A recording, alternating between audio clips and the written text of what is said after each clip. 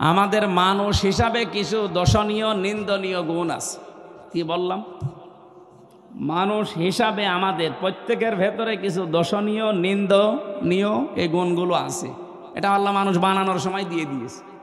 কিন্তু এই গুণগুলো থেকে মুক্ত হতে পারবে শুধু মুসল্লিরা। কারা? আমরা আজকে ওই মাপের মুসল্লি হতে চাই, এই জন্যই তাফসির মাহফিলে এসেছি। এখন প্রথমে দেখবো যে এই গুণগুলো কি। সূরা মাআরিজের 19, 20, 21, 22 চারটা আয়াত পড়েছি। তাফসির আকারে কথা বলার জন্য বসেছি। ওমা তাওফীকি ইল্লা বিল্লাহ। আল্লাহ যেন সুযোগ দেন, বলেন আমিন। এবার আপনি জবান খোলেন। আউযু বিল্লাহি মিনাশ শাইতানির রাজীম।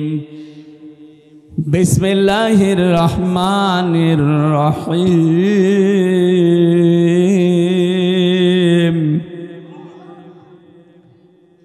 ইন্নাল ইনসানা খুলিকা হালুআ। আল্লাহ পাক বলেন, অবশ্যই আমি মানুষকে বানিয়েছি হালুয়া। হালুয়া দিয়ে। হ্যাঁ, কি দিয়ে? অবশ্য হালুয়া। আরে ভাই, এটা তো আরবি শব্দ। হালুয়া দিয়ে আল্লাহ বানায়নি, তাহলে তো মানুষ খেয়ে ফেলবে। আল্লাহ মানুষকে বানিয়েছে হালুয়া করে। হালুয়া শব্দের বাংলা অর্থ হচ্ছে অস্থির। হালুয়া মানে কি? এখানে যত মানুষ আমরা আছি প্রত্যেকে অস্থির। মানুষ এক জায়গায় বসে থাকতে চায় না। যত আনন্দ দেন, যত আরাম দেন, তা আপনি এক জায়গায় বসে থাকার মতো কিছু দিয়ে আল্লাহ মানুষকে বানায়নি। ও সব সময় অস্থির। আল্লাহ বলেন, আমি মানুষকে বানিয়েছি অস্থির করি। ও সব সময় ব্যস্ত। আমাদের ভেতরে আয়াতটার বাস্তবতা আছে না নেই? আছে। আমরা সব সময় ব্যস্ত। আমি পয়েন্ট আকারে বলি, দেখেন, ভালো লাগবে ইনশাল্লাহ। 2 নম্বরে, ইদা মাসাহু শাররু জাজুআ। যখন কোনো অকল্যাণ, ক্ষতি, বিপদ আপদ এগুলো তাকে ঘিরে ধরে, তখন মানুষ হতাশ হয়ে যায়, হায় হতাশ করে। এটাও আছে। বিপদে পড়লেই মানুষ হতাশ হয়ে পড়ে না, আর মনে হয় সূর্য উঠবে না। সে যেই হোক, মানুষ বিপদে পড়লে যত রকমের শক্তিশালী লোক হোক, ও হতাশ হয়ে পড়ে। কি হয় বলেন বলেন? ওয়াইদা মাসাহুল খায়রু মানুআ। আল্লাহ বলেন, মানুষ যখন কল্যাণ কিছু পায়, যখন নিয়ামত পায়, যখন ভালো কিছু দুনিয়াতে পায়, তখন ও কৃপণ হয়ে যায়, কিপটা হয়ে যায়, বকিল হয়ে যায়। এই যে গুণগুলো আল্লাহ বললেন মানুষের, কম বেশি সবার ভেতরে দুনিয়ায় আছে না নেই? বলেন। কিন্তু কে বলছেন বলেন তো? কিন্তু ইল্লা মানে কিন্তু। আল্লাহ পাক বলেন, ইল্লাল মুসাল্লিন।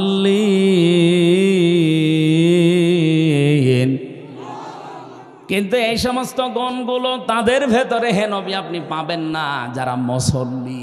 কি প্রশ্ন আসতে পারে, আমরা কি মুসল্লি না? 5 ওয়াক্তের জায়গায় আমরা 6 ওয়াক্ত নামাজ পড়ি তাহাজ্জুদ মিলে। আমরা এত বড় মুসল্লি, আর আপনি কি বলেন? হ্যাঁ, এটা আল্লাহর কথা। মানুষ অস্থির, মানুষ বিপদে পড়লে হতাশ হয়ে পড়ে, কোনো নিয়ামত পেলে, ভালো কিছু আসলে জীবনে কৃপণ হয়ে যায়। সম্পদ পেলে সবার ভেতরে এই গুণ থাকবে না। শুধু মুসল্লি যারা, তারা এই গুণগুলো থেকে মুক্ত থাকবে। এবার আপনি নিজের সাথে মিলান তো, যারা বসে আছেন, আপনি মনে করেন আমি তো মুসল্লি, এই গুণগুলো থেকে আপনি এখনো মুক্ত হতে পেরেছেন না? পারেননি। আমি দেখেছিলাম মুসল্লি, জেলখানার ভেতর একজন মুসল্লি পেয়েছিলাম, তার ভেতরে মানবীয় এই দর্শনীয় এই গুণগুলো আমি পাইনি। সেও মুসল্লি। এত বড় বড় বিশাল বিপদের পাহাড় সামনে তার, অথচ কোনো হতাশা নেই, কোনো অস্থিরতা তার ভেতরে কাজ করছে না। চিন্তা করলাম ওই দিনে আয়াত পড়ে, আল্লাহ আমিও তো মুসল্লি। সে ক্লাস 5 থেকে শুরু করে আজ পর্যন্ত নামাজ পড়ছি। আমি এতদিন পর্যন্ত 33 বছর বয়স আমার তো মনে হচ্ছে 11 বছর বয়স থেকে আমার নামাজ আর কামাই যায়নি, অন্তত ফরজ নামাজ। এর ভেতরে এই গুণগুলো আমারও আছে। তাহলে কি মুসল্লি আমি হলাম বলেন তো? কোরআনের আয়াতের সাথে আমার যে মুসল্লিগিরি, এর সাথে মিলছে না। তাহলে আল্লাহর এই কথা মনে হয় খুব সত্য না? হ্যাঁ বলেন বলেন, মুসল্লিদের ভেতরে গুণ থাকবে না। কোন মুসল্লি? আল্লাহর পরের আয়াতে জবাব দিচ্ছেন, আল্লাযীনা হুম আলা সালাতিহিম দাইমুন, যে মানুষগুলো সর্বদা সদা তাদের নামাজে নিয়মিত। দাইমুন মানে সর্বদা। নামাজ 2 ওয়াক্ত পড়ে 3 ওয়াক্ত পড়ে না, এরে মুসল্লি বলা হয় না। নামাজ 5 ওয়াক্ত পড়ে না, শুধু জুমার নামাজ পড়ে, এটাও মুসল্লি না। জুমার নামাজও পড়ে না, শুধু ঈদের নামাজ পড়ে, এটাও মুসল্লি না। ঈদের নামাজও পড়ে না, শুধু বাবা মরে গেলে জানাজা পড়ে, এইটা মুসল্লি না। মুসল্লি আল্লাহর ভাষায় তারা যারা নিয়মিত নামাজি, 5 ওয়াক্ত নামাজকে নির্ধারিত সময়ে যারা আল্লাহর ফরজ বিধান মনে পালন করে।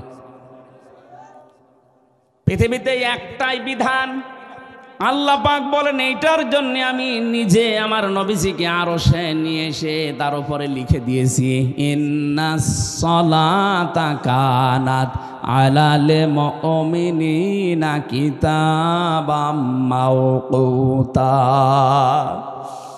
হে নবী, নামাজ কিন্তু আমি ফরজ করলাম শুধু এই বলে না যে জান দিয়ে দিলাম, না, আমি লিখে দিলাম কিতাবাম মাওকুতা, নির্ধারিত সময়ে যখন তখন পড়লেও হবে না। নামাজ পড়লে যেমন সওয়াব হয়, নামাজ ছেড়ে দিলেও সওয়াব হয়। কি বলছেন? না, আমার সাথে বেশি বলছে। আরে ভাই, সূর্য যখন ওঠে, সূর্য যখন মাথার উপরে, সূর্য যখন ডুবতেছে, এই 3 সময় নামাজ পড়তে পারবেন। তাহলে নামাজ ছেড়ে দেওয়া এই 3 সময় সওয়াবের কাজ। তাহলে নামাজ পড়লে যেমন সওয়াব হয়, নামাজ ছেড়ে দিলেও সওয়াব হয়। কথা বলেন না কেন? এই জন্য যখন তখন আপনি নামাজ পড়তে পারবেন না। নামাজের জন্যে কিতাবাম মাওকুতা, ওয়াক্ত মতো, সময় মতো নির্ধারিত করে পড়া লাগবে।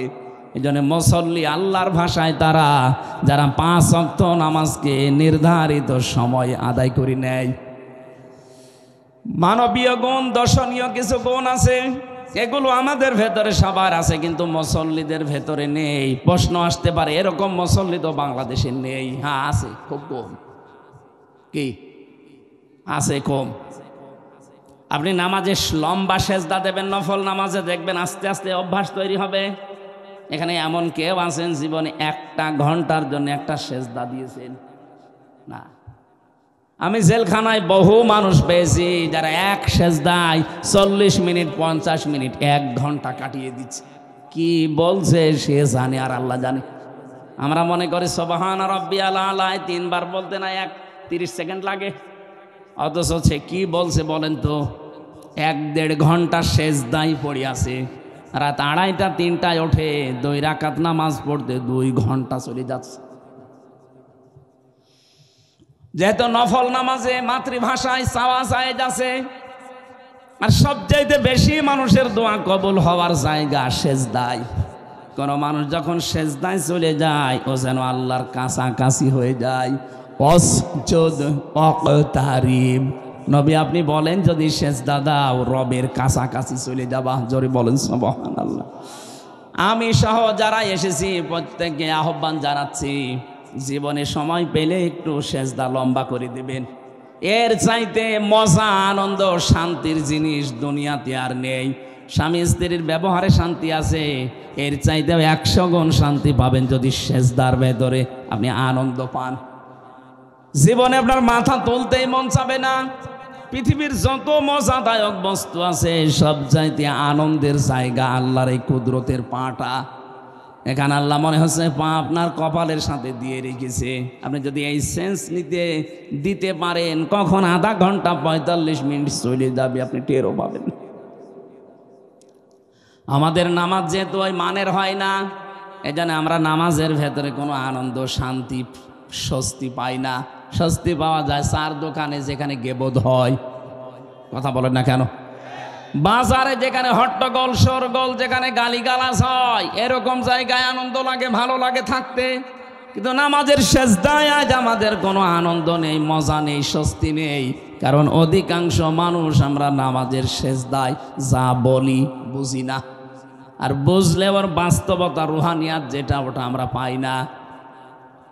নামাজ পড়লে আপনি জান্নাতে যাবেন এ কথা কোরআনে আছে, কিন্তু নামাজ পড়লেও অনেক মানুষ আল্লাহর বরদোয়া পায়।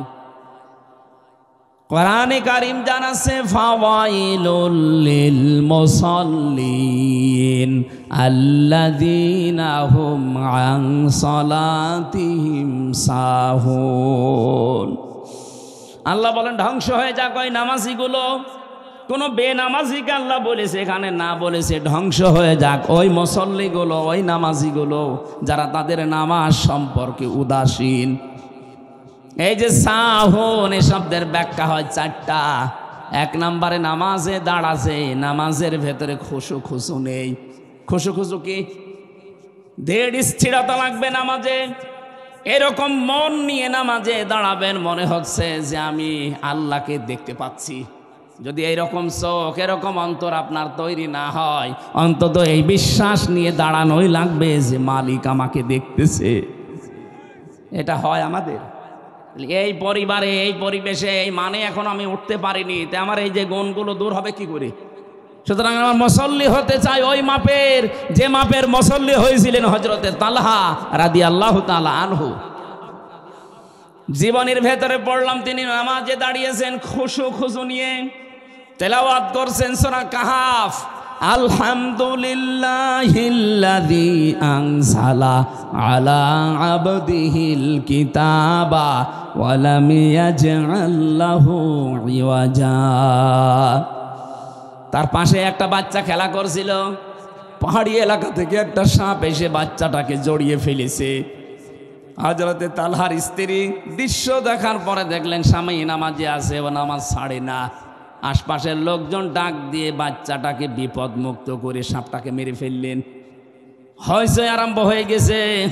হযরতে তালহা নামাজ শেষ করার পরে তাকিয়ে বলেন, স্ত্রী এতগুলো মানুষ বাড়ির ভেতরে কি করে? হযরতে তালহার স্ত্রী বলে, আল্লাহু আকবার, স্বামী আমার, আপনি নামাজে ছিলেন, বাচ্চাটাকে সাপে জড়িয়ে ফেলেছিল। আপনি নামাজে আছেন এই জন্য আপনাকে আমি কিছু বলি নাই। আশপাশের মানুষজনকে ডাক দিয়ে আমি নিজে সাপটাকে মেরে বাচ্চাটাকে বিপদ মুক্ত করে বসে আছি।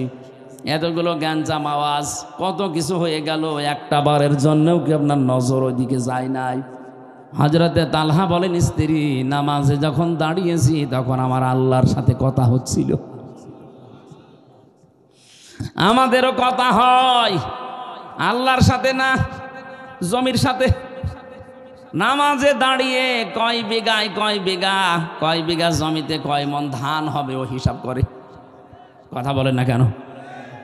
একটা লোক এসে ইমাম সাহেবকে গরম দিচ্ছে, আপনি নামাজ পড়ালেন কি করে? না কেন? আসরের নামাজ পড়িয়েছেন আপনি 4 রাকাত। আমার তো 4টা দোকান আছে বাজারে, আমি এক এক রাকাতের ভেতরে এক একটা দোকানের হিসাব করি। আজ 3টা দোকানের হিসাব হয়েছে, এখনো এক দোকানের হিসাব হয়নি। ও যে 1 রাকাত নামাজ পায়নি, ও হিসাব করবে কখন? আমি হাসির ছলে বলি নাই, এটা শিক্ষার জন্য বলছি। হাজারো মানুষ আমরা এমন আছি এখানে, নামাজে কি পড়ি ওটা জানি না। নামাজের ভেতরে মন তৈরি করার জন্য আপনাকে আগে জানা লাগবে যে আপনি কি পড়ছেন। যখনই তেলাওয়াত করবেন আলহামদুলিল্লাহি রাব্বিল আলামিন, আল্লাহ পাক বলেন আমার বান্দা সত্য বলেছে, এই কথার জবাব আমার বান্দা শোনার পরে বলে আর রহমানির রহিম। এটা আমি জবাব দেই, ও শোনার পরে পরের আয়াতে বলে মালিকি ইয়াউমিদ্দিন। এই যে 3টা প্রশংসা করলেন, সব কিছু আল্লাহ তোমার জন্যে।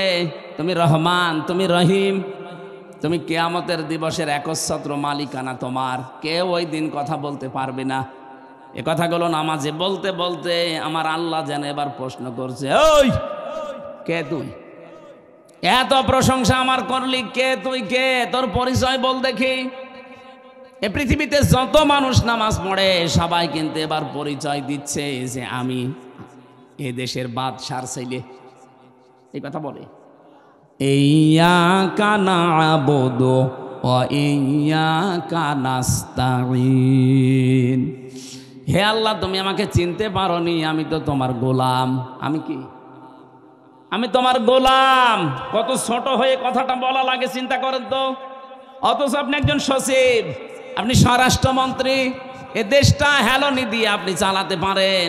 এই মানুষটা দাঁড়িয়ে বলছে, মাবুদ তুমি আমাকে চিনতে পারোনি, আমি তোমার গোলাম, আমি ভৃত্য, আমি দাস, আমি গোলামের ঘরের গোলাম। শুধু আমি একা না, না আবুদু শব্দটা ছিল না আবুদু ইয়াকা। অথচ আমরা দেখি গ্রামারের কায়দা এখানে মিলছে না। ইয়াকা না আবুদু, ফেল ফাইল তারপরে মফুল হওয়ার কথা, অথচ আগে আল্লাহ মফুল দিয়ে দিয়েছেন। শব্দটা মিলিয়েছেন কি করে দেখেছেন? কিয়ামত পর্যন্ত এই শব্দ মানুষেরা পড়বে, কোনোদিন বিরক্ত হবে না। ইয়াকা না'বুদু ওয়া ইয়াকা নাস্তাঈন। শুধু আমি একা না, না'বুদু আমরা সবাই একমাত্র তোমারই ইবাদত করি, আমি তোমার বান্দা, তুমি আমাকে চিনতে পারলে না। ও আল্লাহ, আমি তোমার কাছে সাহায্য চাইতে এসেছি। আল্লাহ যেন এবার সহসায় জিজ্ঞাসা করছে, হামজা আমার গোলাম কি সাহায্য করব বল। আমার কিন্তু অনেক কিছুর প্রয়োজন ছিল, আমার ছেলে নেই, আমার 3টা মেয়ে। কিভাবে যেন আমরা বলতে চাচ্ছি, আল্লাহ তুমি আমাকে চিনতে পারোনি, আমি তোমার গোলাম, আমি একটু সাহায্য চাওয়ার জন্য এসেছি। আল্লাহ পাক বলেন, কি সাহায্য করব বল। সহসায় যেন সবাই আমরা বলছি, ইহদিনাস সিরাতাল মুস্তাকিম। হে আল্লাহ আমি পথ চাই। কি পথ? সিরাতে মুস্তাকিম, সহজ সরল পথ চাই। আমার ছেলে নেই, ছেলে দরকার ছিল আমি বলি নাই। আমার জমি জায়গার দরকার আমি বলি নাই।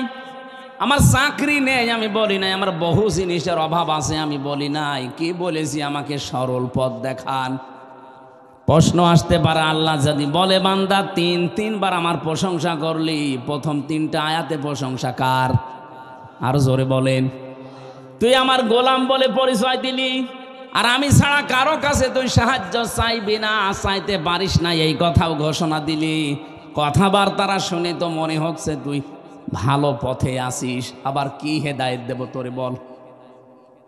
আপনি নিজের থেকেই বলেছেন, কিন্তু কেউ আপনাকে লাঠি দিয়ে পিটিয়ে বলে না, এই বল। আপনি নিজেই বলছেন, সিরাতাল্লাযীনা আন'আমতা আলাইহিম। আমরা সারা জীবন শুনেছি সিরাতে মুস্তাকিম, সহজ সরল পথ না। শুধু এতটুকু অর্থ করলে ভুল হবে। এটা শুধু সহজ সরল পথ না। মুস্তাকিম শব্দের শাব্দিক অর্থ হচ্ছে স্থায়ী সরল পথ। আমি এমন একটা স্থায়ী সহজ আর সরল পথ চাই, যেই পথ শুরু হবে দুনিয়া থেকে, শেষ হবে জান্নাতে গিয়ে। আল্লাহ পাকের কাছে মনে হচ্ছে আমি তার সামনে দাঁড়িয়ে দাঁড়িয়ে ধরে ধরে বলছি, আল্লাহ আমি এমন একটা পথ চাই যে পথে তোমার পুরস্কার পাওয়া যায়। আল্লাহ যদি বলে পুরস্কার কারা পেয়েছে, আপনি নিজেই এবার জবাব দিচ্ছেন, আন'আমতা আলাইহিম, যাদের ওপর তুমি পুরস্কৃত করিছো, যাদেরকে তুমি তো নিজেই তাদের নাম আমাকে শুনিয়েছো, মিনান নাবিয়িনা ওয়াস-সিদ্দীকিনা ওয়াশ-শুহাদাই ওয়াস-সালিহিন। এই যে 4 প্রকার মানুষকে তুমি পুরস্কার দিবা ঘোষণা দিয়েছো, নবীদেরকে, সিদ্দিকদেরকে, শহীদদেরকে আর সলিহিন বান্দাদেরকে। তুমি আমাকে এই 4 দল যেভাবে চলেছে এই 4 প্রকার মানুষের রাস্তায় চালাও। প্রথমে আপনি কাদের পথ চেয়েছেন? নবীদের। কাদের বলেন বলেন? আপনি নবীদের পথ 1বার 2বার না, এখানে যত মানুষ নামাজ পড়ে অন্তত শুধু ফরজ নামাজ পড়লেও 17 বার এই কথা বলা লাগে যে আল্লাহ আমি নবীদের পথ চাই। যদিও সরাসরি বলেননি। আন'আমতা আলাইহিমের ভেতরে যে 4 প্রকার নাম আছে, তার 1 প্রকার নাম কি? নবী। এই কথা বলেন না কেন? নবীদের পথ আপনি চাচ্ছেন আল্লাহর কাছে। কোনদিন ভেবেছেন যে নবীদের পথ কি? এ পৃথিবীতে এত কঠিন পথ পাড়ি দিয়েছে নবীরা। আল্লাহ প্রতিটি নবীকে উদ্দেশ্য করে জাতিকে জানিয়েছে, ইয়া হাসরাতান আলাল ইবাদ মা ইয়াতিহিম মির রাসূলিন ইল্লা কানু বিহি ইস্তাহজিউন।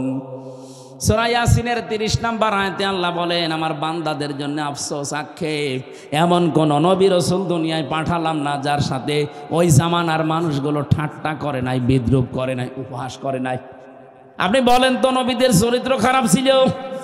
বলেন, কেউ কারো মেয়ের দিকে তাকিয়েছিল?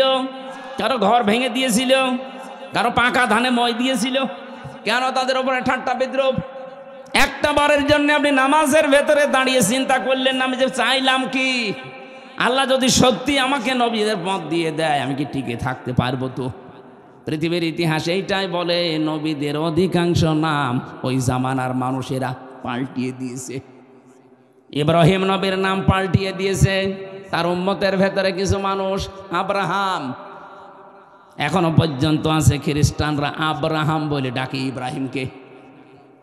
আমি বিশ্বের কয়েকটা খ্রিস্টান দেশে গেছি, তাদের সাথে ট্রেনে বাসে চলাফেরা করার সময় কথাবার্তার এক ফাঁকে তারা দেখেছি বলেছে যে আমাদের নবী, তারা পরিচয় দিতে গিয়ে বলেছে আব্রাহাম।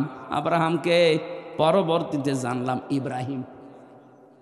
আল্লাহ যাকে ইব্রাহিম বলেছে ওরা নাম পাল্টিয়ে দিয়েছে আব্রাহাম। মুসা নবীর নাম ইহুদিরা নাম পাল্টিয়ে দিয়েছে জোসেফ, ওরা জোসেফ বলে ডাকে। হযরতে ঈসা নবীর নাম তারা পাল্টিয়ে দিয়েছে যিশু। আমি কি বানিয়ে বলছি? আপনি যান ওই সমস্ত জায়গায়, ওরা দেখবেন এই নামে ডাকে।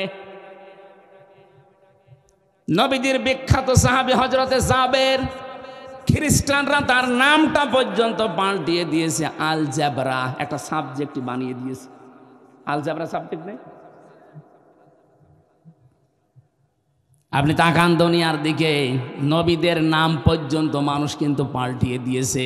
কোরআনে কারিমে আল্লাহ জানিয়েছেন এর জন্য, অলা তালমিজু আনফুসাকুম অলা তানাবাজু বিল আলকাব বিইসাল ইসমুল ফুসুক বাদাল ঈমান ওমান লাম ইয়াতুব ফাউলাইকা হুমুজ জালিমুন। সূরা হুজুরাতের 11 নম্বর আয়াতের শেষের দিকে আছে, আল্লাহ বলেন কারণ নাম উলট পালট করে দিবা না। অথচ এইটার হিরিক চলছিল সারা বাংলাদেশে গত 15 বছর। আল্লামা শফি হেফাজতের আমিরের নাম পর্যন্ত পাল্টিয়ে দিয়েছে তেতুল হুজুর। কোরআনের পাখি দেলার হোসেন সাইদির নাম দিয়েছে দেল্লু রাজাকার। হ্যাঁ, কথা বলছে না? আব্দুল কাদের মোল্লা, তার নাম দিয়েছে কসাই কাদের। আমার নামও পাল্টিয়ে দিয়েছিল, আমার নাম দিয়েছে পিসকে হুজুর। কি নাম দেখেন তো।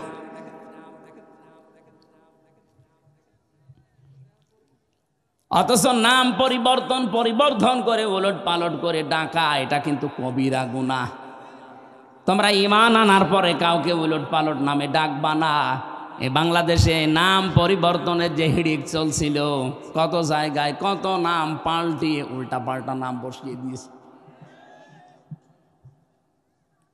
আপনার কে বলেছিল যে আন্তর্জাতিক জিয়া বিমানবন্দর এটা পাল্টিয়ে শাহজালালের নাম দেওয়া লাগবে? কে বলেছিল বলেন তো? এত হিংসা কোন কারণ আপনার ভেতরে? এটা পাল্টিয়ে থেকে 2-4টা কালে গেছে। সারা বিশ্বের যত জায়গায় বিমানবন্দরে এখান থেকে যায় তাদের পর্যন্ত জানানো লেগেছে। কোটি কোটি টাকা খরচ হয়েছে শুধু এই নামটা পাল্টাতে।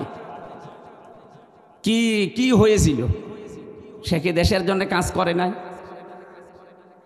আমার তো মনে হয় জিয়াউর রহমানের জীবনে যদি আল্লাহ কিচ্ছু ভালো না লাগে, ওনার কবুল না হয়, তো সৌদি আরবে হাসিসের জন্য আরাফাতের ময়দানে যে কাজটা করে দিয়েছে নিম গাছ লাগিয়ে, এইটার জন্য আল্লাহ ওনারে মাফ করবে। ওই গাছকে এখন আর ওই দেশে মানুষ নিম গাছ বলে না, বলে জিয়া গাছ। কত মানুষ ওই জায়গায় আশ্রয় নেয়, বিশাল তাপ আরাফাতের ময়দানে এই গাছটার কারণে। আমি কি বানিয়ে বলছি? কত মানুষ সেখানে যায়, আশ্রয় নেয়। আমি নিজেও ছিলাম। আর আপনি তার নামটা সহ্য করতে পারলেন না, এসে আগে নামটা পাল্টি এমন মানুষের নাম দিয়েছে, এখন তো পরিবর্তন করবে, আর এক ঝামেলা।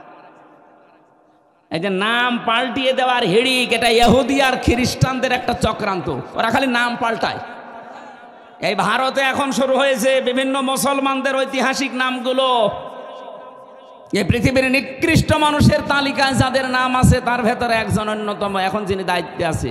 এই লোকটা মুসলিমদের বিভিন্ন নাম আজ পাল্টানো আরম্ভ করেছে। হায়দ্রাবাদ একটা জায়গার নাম আছে, সে নামটা পাল্টিয়ে এখন কৃষ্ণবাদ নাকি নাম দেওয়ার চেষ্টায় আছে। কত জায়গার নাম যে মুসলমানদের ঐতিহ্য সংস্কৃতি যেখানে লুকিয়ে আছে, জড়িয়ে আছে, পাল্টিয়ে ওনাদের নাম বসানো লাগবে। কেন? নাম পাল্টানো যাদের অভ্যাস, যারা মানুষের নাম পরিবর্তন করে দেয়। এই যে রাশেদ খান মেনন, এই লোকটা এখন জেলখানায়। এই লোকটা কওমি মাদ্রাসাকে বলেছিল ২০ বৃক্ষ। এই কথা বলছে না? আল্লামা শফির মতো মানুষ, হাজার হাজার আলেমের উস্তাদ, তারে নাম দিয়েছে তেতুল হুজুর। ঈমান আনার পরে তোমরা কাউকে উলট পালট নামে ডাকবা না। যদি ডাকো, এরপরেও যদি তোমরা তাওবা না করো, ফিরে না আসো, তোমরা কিন্তু জালেম হয়ে মরবা। এই জন্য যারা এই হেডিক তৈরি করেছিলেন ইহুদি খ্রিস্টানদের মতো, তাদের অবস্থা কিন্তু ভালো না।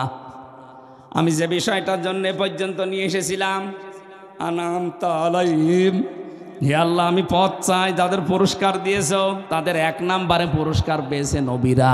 সুতরাং নবীদের পথে চলতে গেলে বাধা বিপত্তি আসবেই। কথা বলেন না কেন? ২ নম্বরে সিদ্দিকিন। সিদ্দিক কাকে বলে? হযরতে আবু বকর সিদ্দিক। এই নামটা আল্লাহর নবী তাকে উপাধি দিয়েছিলেন খেলা করার জন্য না, এমন এমন বিশ্বাস তিনি করেছিলেন। বিশ্বনবী শেষ পর্যন্ত বললেন, তুমি আজকে আবু বকর না, তোমার নামে আমি কিয়ামত পর্যন্ত একটা লকব লাগিয়ে দিলাম, তুমি আবু বকর সিদ্দিক। সত্যকে সত্য জানার পরে তিনি দ্বিধাহীন চিত্রে প্রশ্ন ছাড়া মেনে নিয়েছিলেন। আর আমাদেরকে আঙ্গুল দিয়ে দেখিয়ে দিলেও সত্য মানতে চায় না। তা আপনি কিসের সিদ্দিক? সত্যকে সত্য জানার পরেও যারা মানে না, ওরা সিদ্দিক না, ওরা কাযযাব। বলেন, ইন্নাল্লাযীনা কাযযাবু বিআয়াতিনা, নিশ্চয় যারা আল্লাহর আয়াতকে মিথ্যা প্রতিপন্ন করে, ওয়াস্তাকবারু আনহা, এবং এখান থেকে যারা অহংকার করে মুখ ফিরিয়ে চলে যায়, লা তুফাত্তাহু লাহুম আবওয়াবুস সামা, এদের জন্য আকাশের সব দরজা বন্ধ, একটাও খোলা হবে না। শুধু খোলা হচ্ছে না তা না, তুফাত্তাহু মোজারে, বাবের বহুবচন আবওয়াব, একটা দরজা আপনার জন্য খোলা হচ্ছে না, ভবিষ্যতেও হবে না। কতদিন? ওয়ালা ইয়াদখুলুনাল জান্নাহ, আপনি জান্নাতেও যাচ্ছেন না, যাবেনও না। হাত্তা ইয়ালিজাল জামালু ফি সাম্মিল খিয়াত, যতদিন পর্যন্ত সূচের ছিদ্র দিয়ে উট প্রবেশ করতে না পারে। এটা যেমন অসম্ভব, যারা আল্লাহর কোরআনের কথা শোনার পরে মনে হয় যে ওরা মিথ্যা কথা বলছে, তাদের জন্য জান্নাতে যাওয়া ওইরকম অসম্ভব। আর এই চরিত্রের মানুষ বাংলাদেশে নেই। আরো জোরে বলেন। আপনি কিন্তু নামাজের শেষ কথা বলেছিলেন, রব্বুল আলামিন আমি এমন মানুষের পথ চাই না, গায়রিল মাগদুবি আলাইহিম ওয়ালাদ-দাল্লিন। আমিন। হে আল্লাহ, আমি ওদের পথ চাই না যে মানুষগুলো অভিশপ্ত, যারা লানত প্রাপ্ত, যারা পথভ্রষ্ট। এখানে ইহুদি আর খ্রিস্টানদের কথা বলা হয়েছে। আমার প্রশ্ন, ইহুদি আর খ্রিস্টানরা তাদের উপরে নাজিলকৃত কিতাব তাওরাত, ইনজিল, কথা বলে না কেন? এই কিতাবের ভেতরে আমাদের নবীর পরিচয় ছিল না? ছিল না? ছিল। এই পরিচয়গুলো থাকার পরে ওরা সত্যকে সত্য জানার পরে হিংসা করে আর অহংকার করে মানে নাই। বলেন না কেন? ইহুদি খ্রিস্টানরা মানে না আমার নবীকে, কেন? হিংসা করে আর অহংকার করে। ওরা বলে যে নবী যদি শেষ নবী হয়ে আসবে, তা আমাদের ইহুদি বংশে আসবে, খ্রিস্টান ধর্মে আসবে। ও ইসলাম ধর্ম মুসলমানদের, ওটা আমরা মানি না। এটা হিংসা করে আর অহংকার করে। এই জন্য আমরা প্রত্যেক দিন ১৭৫ কোটি মানুষ তামাম দুনিয়ায় যারা আছি মুসলমান, সবাই তাদের জন্য বরদোয়া দিচ্ছি, গায়রিল মাগদুবি আলাইহিম ওয়ালাদ-দাল্লিন। অথচ এই বরদোয়া যে নিজের ঘাড়ে পড়ছে কোনোদিন টের পান না। ওরা সত্যকে সত্য জানার পরে হিংসা করে অহংকার করে মানে নাই। এই জন্য আল্লাহর লানত, আল্লাহর গজব, ওরা পথভ্রষ্ট। আর আমরা আঙ্গুল দিয়ে চোখে দেখিয়ে দিচ্ছে, এরপরেও সত্যকে সত্য জানার পরেও অনেকে মানতে চায় না, বলে না এ হুজুর আমার দলের লোক না, এ হুজুর আমার বাবার মুরিদ না। এই কথা বলছে না কেন? আমাকে বেশি বলছে না ঠিক বলছে? সুতরাং সত্যকে সত্য জানার পরও যারা হিংসা করে আর অহংকার করে মানেন না, আপনি ওই এক প্রকার ইহুদি আর খ্রিস্টান। আপনার নিজের বরদোয়া নিজের ওপরে বর্তাবে। আশা করি আপনি বুঝতে পেরেছেন। নামাজের ভেতরে দাঁড়িয়ে যেগুলো বলা হয়, এইগুলো যদি মানুষ বুঝতো, তাহলে নামাজের দ্বারা তার জীবনটা পুরা পাল্টিয়ে যেত, অস্থিরতা দূর হয়ে যেত, কোনো বিপদে পড়লে হায় হতাশ করতো না। বহু মানুষকে আমি জেলখানায় গিয়ে এগুলো বাস্তবে প্র্যাকটিক্যাল দেখেছি, ওরাও আমাদের মতো মানুষ, কিন্তু নামাজি হওয়ার কারণে যেভাবে পড়া দরকার, এই কারণে আল্লাহ এই গুণগুলো থেকে তাদেরকে অলরেডি বাঁচিয়ে দিয়েছেন। আমরাও আজকে থেকে বাঁচতে চাই। বিপদে পড়বো, কিন্তু নামাজের দ্বারা যখনই বিপদ আসবে, যত বড় আসবে, সঙ্গে সঙ্গে সেজদা দেব কাকে? নাকি মাজারে? কে তো বিপদে পড়লে আগে মাজারে চলে যায়। কত নবীর জীবনী আল্লাহ কোরআনে দিলেন, একটা নবীর জীবনী আমাকে বলেন তো যিনি বিপদে পড়লে মাজারে যেয়ে বলেছে আমারে বাঁচান? পাবেন? বলেন।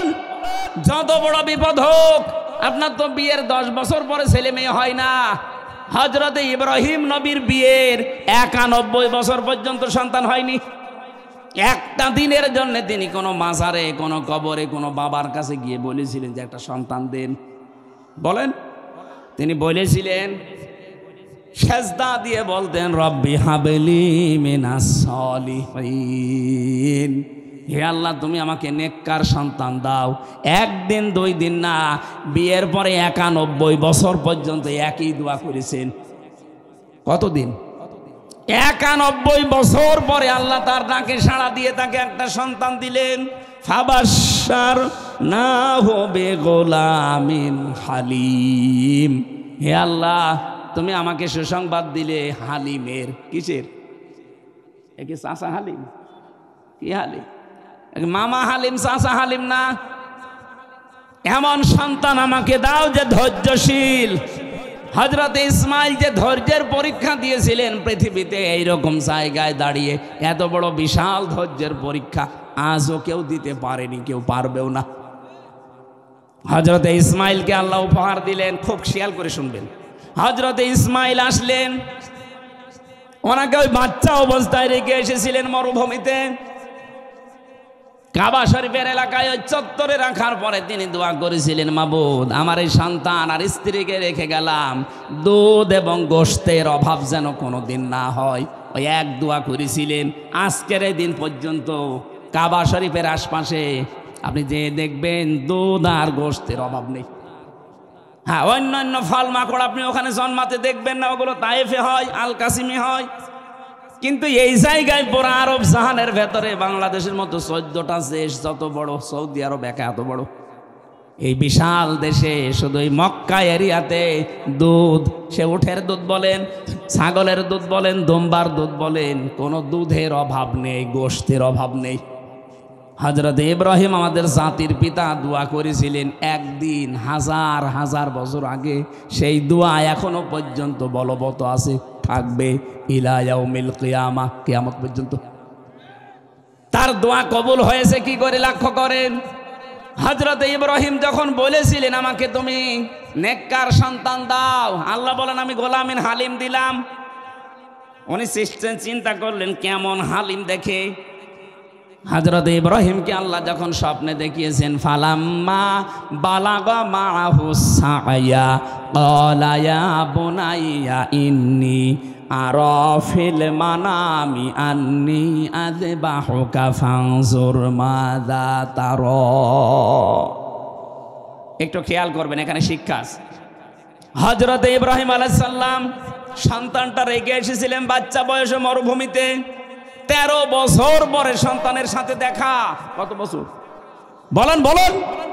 13 বছর পরে। ইবনে কাসির বলছে 13 বছর পরে যে একবারে সন্তানকে বলছে, সন্তান আমি স্বপ্নে দেখলাম আমি যেন তোমাকে জবাই করছি, তোমার রায়টা বলো। আমার প্রশ্ন হচ্ছে বিধানটা কার?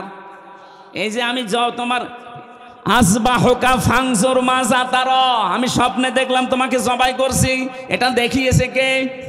কারণ তো সাধারণ মানুষ না, নবী, আর নবীদের স্বপ্ন ওহী হয়। নবীদের স্বপ্ন কি হয় বলেন বলেন? নবীদের স্বপ্ন হয় ওহী। আল্লাহ নিজে তাকে আদেশ দিচ্ছে, আইন করছে যে জবাই করো সন্তানকে।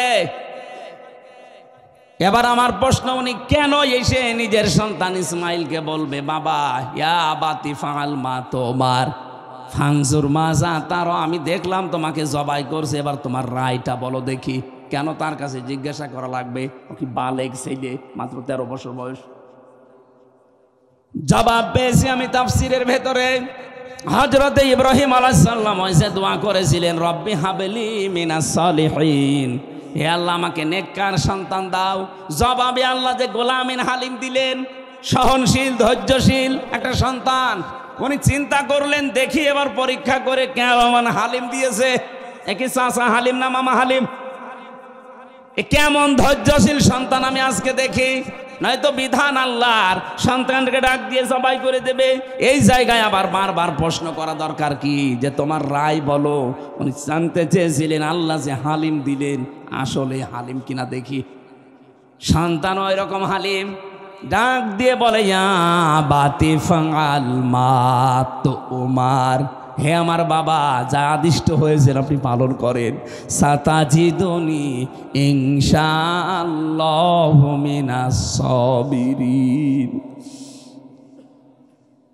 আল্লাহ যদি ইচ্ছা করে, শব্দের দিকে তাকান, সাতাজিদুনি সিন দিয়েছেন, সাতাজিদুনি অবশ্যই আল্লাহ যদি চায় আপনি আমাকে ধৈর্যশীলদের মধ্যে একজন পাবেন, কিন্তু এক বচন দেননি। সাতাজিদুনি ইনশাআল্লাহু মিনাস সাবির বলেননি, সাবিরিন। হে বাবা, আমি ইসমাইল শুধু একা না, আমার মতো বহু ধৈর্যশীল দুনিয়াতে আছে, আমি তাদের ভেতরে একজন। তিনি যদি বলতেন সাবের, আমি একমাত্র সন্তান, তাহলে অহংকার চলে আসতো। কথা বুঝতেছেন? আমি আল্লাহর বিধান মানছি, এটা অহংকার চলে আসতো যে এমন হালিম আমি, আমার মতো হালিম দুনিয়ায় নেই। এই অহংকার যেন না আসে, নিজেকে অহংকার থেকে মুক্ত করার জন্য তিনি বহু বচন শব্দ ব্যবহার করেছিলেন। বাবা, আমার মতো বহু হালিম দুনিয়ায় আছে ধৈর্যশীল, তাদের ভেতরে আমি একজন, যদি আল্লাহ চাই। জোরে বলেন আল্লাহু আকবার। আল্লাহ রাব্বুল আলামিন হযরত ইব্রাহিম খুশি হয়ে গেলেন, সন্তানকে নিয়ে যখন জবাই দেবেন। আল্লাহ ওই সময় ডাক দিয়েছিলেন, ফালাম্মা আসলামা ওয়াতাল্লাহু লিল জাবিন ক্বাদ সাদ্দাকতার রুয়া ইলা আখিরি আয়া। আল্লাহ পাক বলেন, ইব্রাহিম নবী আলাইহিস সালামকে আমি তখন ডাক দিয়েছি, ইব্রাহিম ফালাম্মা আসলাম না আসলামা। আপনারা কি জেগে আছেন? এই আলেমরা নেই? শব্দকে এখানে এক বচন না দ্বি বচন? দ্বি বচন। ফালাম্মা আসলামা, কেন আল্লাহ দ্বি বচন দিলেন? হযরতে ইব্রাহিম ইসমাইল দুইজন যখন এগ্রি হয়ে গেছে, রাজি আল্লাহর বিধান পালন করার জন্য, একজন ছুরি হাতে নেওয়া আর একজন গলা দিয়েছে, দুইজনে রাজি, তখন আল্লাহর বিধান পালন করতে সোজা সহজ এবং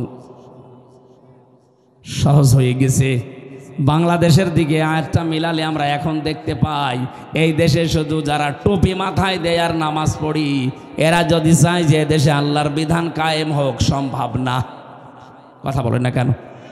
অন্তত আল্লাহতে বিশ্বাসী যারা, আমরা যারা জনগণ আছি 18 কোটি, আমাদেরকে ইসমাইলের ভূমিকায় আল্লাহর বিধান পালন করার জন্যে গলা যদি দেওয়া লাগে, দেওয়া লাগবে। আর যারা আমাদের অভিভাবক আছে এই দেশে, যারা দেশটা চালাবে, এই মানুষগুলো যদি ইব্রাহিমের ভূমিকায় পালন করে যে হ্যাঁ আমরা আল্লাহর বিধান পালন করতে চাই, দুইজনে যখন আমরা এক হয়ে যাব, এই দেশে আল্লাহর আইন জারি হতে বেশি সময় লাগবে না। আমি এইটা বোঝাতে চেয়েছিলাম। আমরা চাই কোরআনের জন্য জমিন উন্মুক্ত হয়ে যাক। ওয়াদানা আনকা ওয়িজরাক আল্লাযী আনকাযা যাহরাক। হে নবী, বিশাল একটা পাথর বোঝা আপনার পিঠকে বাঁকা করে ফেলেছিল।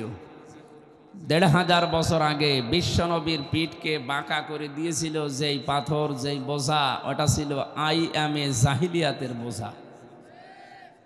১৫০০ বছর পর ২০২৪-এর ৫ তারিখের আগ পর্যন্ত, আগস্টের, আমরা যারা মুসলিম, বিশেষ করে এদেশে আমাদেরও মাজা, পিঠ বাঁকা হয়েছিল। কথা বলে না কেন? আল্লাহ জগদ্দল পাথরটা, এই বোঝাটা নামিয়ে দিয়েছেন। এখনও স্বস্তি আমরা পাচ্ছি না, কারণ ষড়যন্ত্র থেমে নেই। এই ষড়যন্ত্র বন্ধ না হওয়া পর্যন্ত স্বস্তি, শান্তি, নিরাপত্তা পাওয়া যাবে না। আমি দেখতে পাচ্ছি অনেকে কথা বলছেন, না এটা ঠিক না। দাঁড়িয়ে আছে, দাঁড়িয়ে থাক। হ্যাঁ ছেলে, আবার কথা বলেন কোন কারণে? এরপরে যদি একটা কথা আপনার মুখ দিয়ে বের হয় দেখেন। আর এখানে দাঁড়িয়ে আছেন কেন? বসেন, স্যান্ডেল খুলে বসেন। না, কথা বলা যাবে না। দাঁড়িয়ে আছেন দাঁড়িয়ে থাকেন, বসে আছেন বসে থাকেন, যদি ভালো জায়গা পান শুয়ে পড়েন, কিন্তু কথা বলবেন না। এটা আমার অনুরোধ, আপনার পায়ে হাত দিয়ে বলছি, কথা বলেন না ভাই। আপনার কবিরা গোনা হবে কিন্তু, ইয়ারকি মারার জায়গা না এটা। এটা জনীয় ধানের ক্ষেত, কিন্তু এটা কিছু সময়ের জন্য জান্নাতের বাগান হয়ে গেছে। আর জান্নাতের বাগানে আল্লাহ কোনো জাহান্নামী মানুষকে প্রবেশ করতে দেয় না। কথা বোঝেন? কোনো মানুষ যদি জাহান্নামী হয়ে যায়, আর ওই লোকটা যদি দুনিয়া থেকে কাফের মুশরিক হয়ে বিদায় নেয়, ওকেও আল্লাহ আর কোনোদিন জাহান্নাম থেকে বের করে জান্নাতেও দেবে না। ইরিদুনা ইয়াখরুজু মিনান নার ওয়া মা হুম বিখারিজিনা মিনহা ওয়া লাহুম আযাবুম মুকিম। এটা সূরা মায়েদার ভেতরে আছে, 37 নম্বর আয়াত, 6 নম্বর পারা, 13 নম্বর পৃষ্ঠা, 1 নম্বর লাইনে আছে। আল্লাহ বলেন ওরা চাইবে বের হওয়ার জন্য জাহান্নামের আগুন থেকে ঝাপাঝাপি করবে, লাফাঝাফা করবে, না ওদেরকে আমি আর কোনো দিন বের করে দেব না, স্থায়ীভাবে ওই জায়গায় আযাব দেব।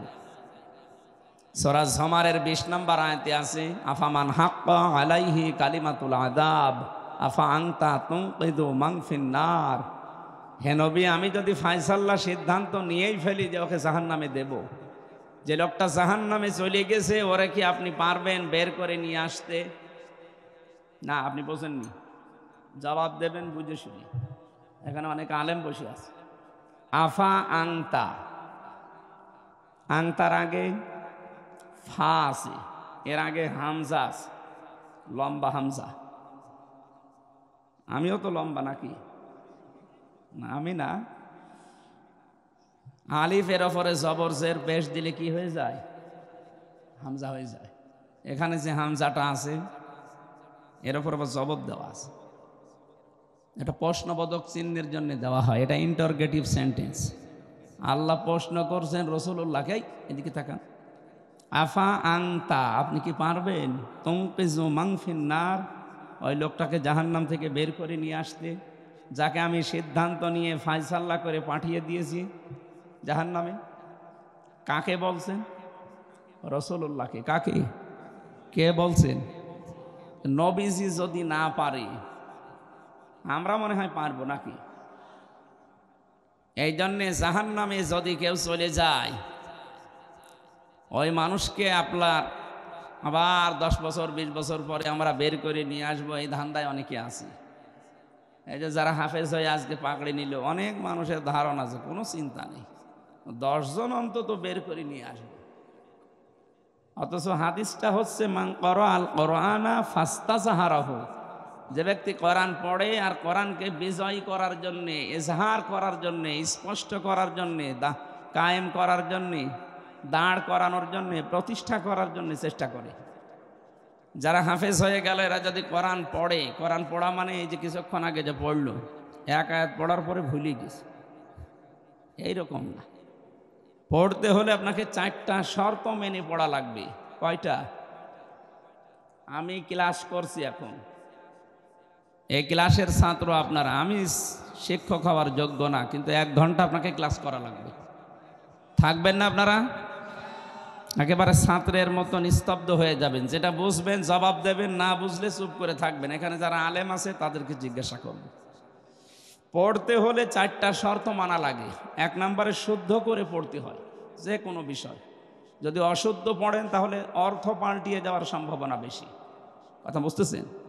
সে যে ভাষায় বলে শুদ্ধ করে পড়া লাগবে। 2 নম্বরে ওটা আপনাকে বোঝা লাগবে। 3 নম্বরে যে বুঝটুকু আপনি পেলেন ওই বোঝের ওপরে জীবন চালানো লাগবে। 4 নম্বরে এটা মানুষ যেন মানতে পারে সেই পরিবেশ তৈরি করে দেওয়া লাগবে। কয়টা বললাম? বলেন বলেন, আপনি এবার বলেন তো, যিনি পড়লেন এই 4টা এখনো ওনার ভেতরে এসেছে? শুদ্ধ করে হয়তো পড়েছে, যতটুকু পড়েছি হয়তো বুঝেছে, যতটুকুই বুঝেছে তার উপরে তার প্র্যাকটিক্যাল লাইফ যেটা বাস্তব জীবন মিলাচ্ছে, চেষ্টা চালাচ্ছে। 4 নাম্বার যেটা আলহামদুলিল্লাহ হিল্লাদি আয়াতটা পড়েছে, সব প্রশংসা ওই আল্লাহর জন্য হবে যিনি নাজিল করেছেন তার বান্দার প্রতি কিতাব। কি দিয়েছেন? এখন বলেন তো, সব জায়গায় আল্লাহর প্রশংসা হচ্ছে এ বাংলাদেশে? আরো জোরে বলেন। বিচার ব্যবস্থা যা আমরা বানিয়েছি সেখানে আল্লাহর প্রশংসা হয়? আল্লাহর প্রশংসা মানে কি ওখানে বসে বসে সুবহানাল্লাহ পড়বে? আমরা বিচারালয়গুলো দেখেছি, আদালত দেখেছি, সেখানে অনেকে আল্লাহর ওলি পাওয়া যাচ্ছে, ওরা বসে বসে সুবহানাল্লাহ পড়ছে। এক হাত দিয়ে সুবহানাল্লাহ পড়ে আর আরেক হাত দিয়ে ঘোষের টাকা নিয়ে টেবিলে রাখে। এইটার নাম কি সুবহানাল্লাহ পড়া? এটা কি আল্লাহর বিধান আছে এখানে? না। এই জায়গায় অমাল্লাম ইয়াহকুম বিমা আনজালাল্লাহু ফাউলাইকা হুমুল কাফিরুন, যারা আল্লাহর নাজিল করা বিধান দিয়ে বিচার করে না ওই মানুষগুলো কাফের। তাহলে কাফের দেখার জন্য আমেরিকায় যাওয়া লাগবে? এদেশে বহু কাফের এখন আছে। বলতে পারেন হ্যাঁ আপনি কাফের বলছেন মানে আমি আল্লাহ একজন আছে বিশ্বাস করি না। আরে ভাই, আপনার এরকম বিশ্বাস আবু জেহেলও করত। ওয়ালা ইন সাআলতাহুম মান খালাকাস সামাওয়াতি ওয়াল আরদা লা ইয়াকুলুন্নাল্লাহ। হে নবী, আবু জেহেলকে জিজ্ঞাসা করেন আকাশ আর জমিন কে বানিয়েছে, ও গ্যারান্টি দিয়ে বলবে আল্লাহ বানিয়েছে। তাহলে আল্লাহ বানিয়েছে এ কথা আবু জেহেল বিশ্বাস করতো না করতো না? বলেন বলেন। যেই দিন বদরের ময়দানে যাবে যুদ্ধ করার জন্যে, সেদিন কাবার গিলাপ ধরে কান্নাকাটি করছিল। সকালে বলছিল কাবার মালিক তুমি আসো, আমি জানি আমি মোহাম্মদের বিরুদ্ধে অস্ত্র নিয়ে যাচ্ছি আজ বদরের ময়দানে যুদ্ধ করার জন্য। সত্যের পক্ষে যে আছে তাকে তুমি বিজয় দিও। ওর দোয়া কবুল হয়ে গেছে, কারণ ও তো সত্যের পক্ষে ছিল না। ছিল যিনি, সে বিজয় পেয়েছে। আল্লাহ একজন আছে ও বিশ্বাস করতো না। বলেন, ও হাজী সাহেবদেরকে পানি পান করাতো, সওয়াব হবে এই নিয়তে না, ইনকাম করার ধান্দায়। হাজী সাহেবদের পানি পান করিয়েছে। কাবা শরীফের রক্ষণাবেক্ষণার দায়িত্বে ছিল, তোমার কাবার সভাপতি ছিল। আপনি নীলফামারী জামে মসজিদের সভাপতি, আর আবু জেহেল ছিল কাবা শরীফের সভাপতি। উনি বলেন আপনার চাইতেও বড় মসজিদের সভাপতি না? কেমন বড় মসজিদ?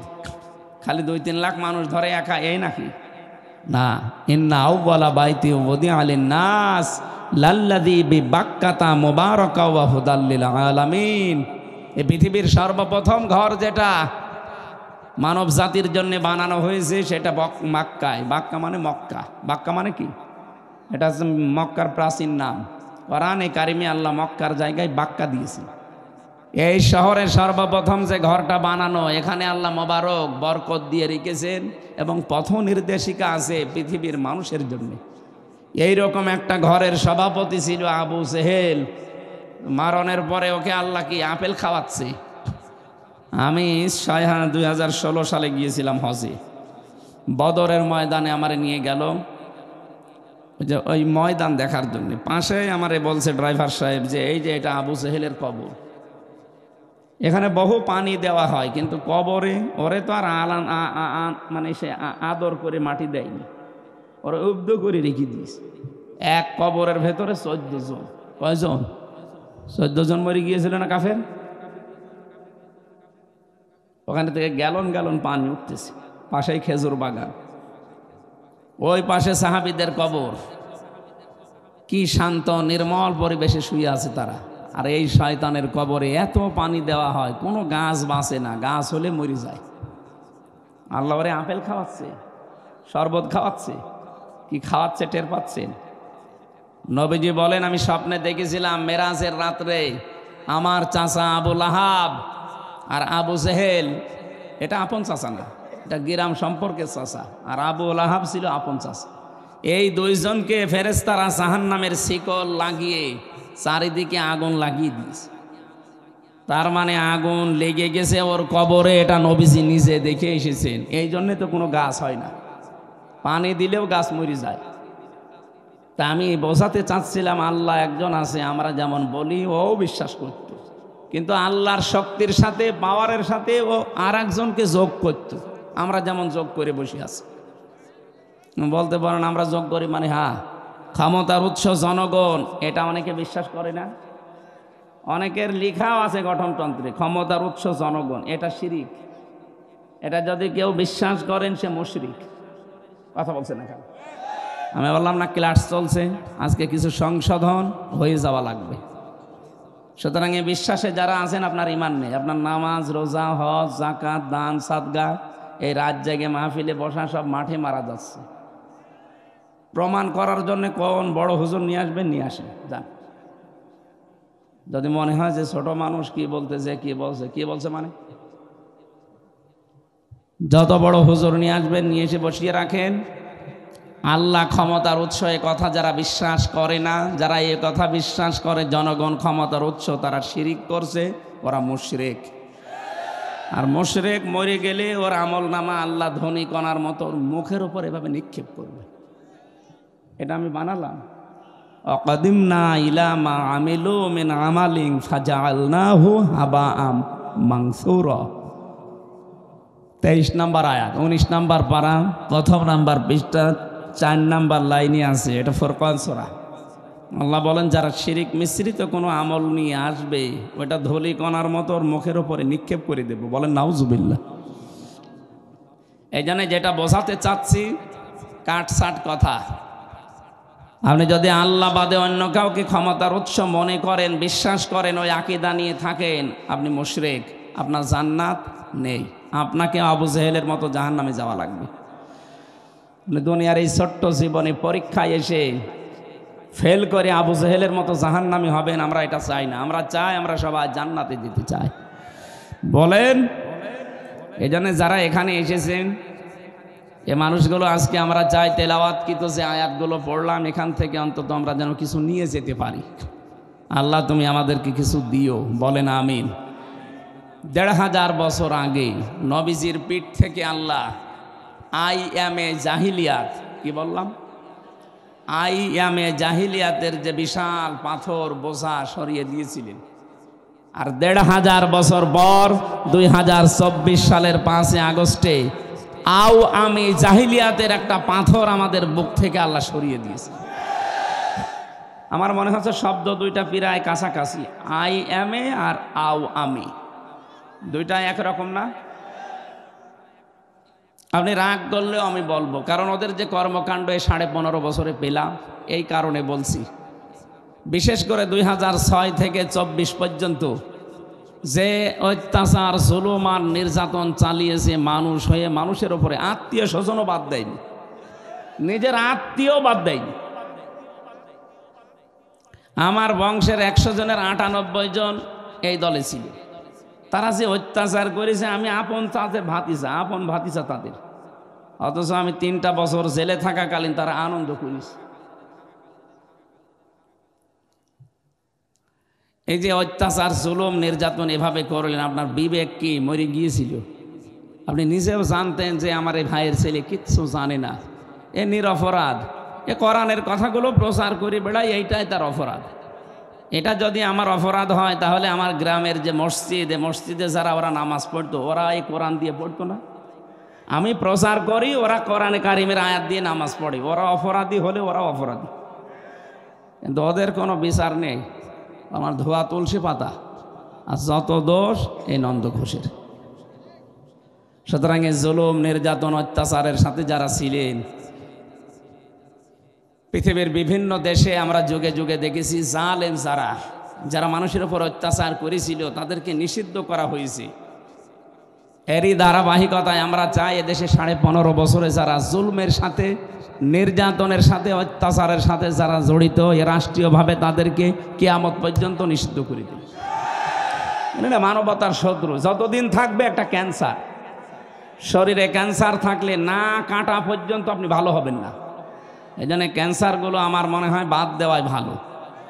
কারণ যে ষড়যন্ত্র এখনো চলছে, এদেরকে যদি মাইনাস করা না যায় আরামে ঘুমানো সম্ভব না। এমনকি কবরে যেও চিন্তায় থাকা লাগবে। হ্যাঁ, কারণ যাদেরকে রেখে যাচ্ছি এই মানুষগুলোর ওপরে যে কি চলবে আপনি টের পাচ্ছেন না। এই জন্য নূহ নবী শেষ পর্যন্ত 950 বছর দাওয়াতি কাজ করে এইটা বলেছি, রব্বিলা তাজারনি ফারদা, রব্বিলা তাজারনি, হে আমার মালিক তোমাকে আমি বলছি তুমি ছেড়ে দিবা না। রব্বিলা তাজার আলাল আরদি, জমিনের ওপরে মিনাল কাফিরিনা দাজ্জার, দারের বহুবচন দিয়ার বা দাজ্জার, একটা কাফেরকেও জমিনের ওপরে তুমি ছেড়ে দিও না। ইন্নাকা ইন তাজারহুম ইউদিল্লু ইবাদাকা ওয়ালা ইয়ালিদু ইল্লা ফাজিরান কাফার, কারণ ওর পেট থেকে পরবর্তীতে যেটা আসবে ওটা আরো ডবল হারামি হবে। এই জন্য যারা পালিয়ে গেছে 2 বোন একসাথে, আমরা চাই ওনারা ওখান থেকে কবরে চলে যাক, অন্তত আমাদের এসে যেন আর না চালায়।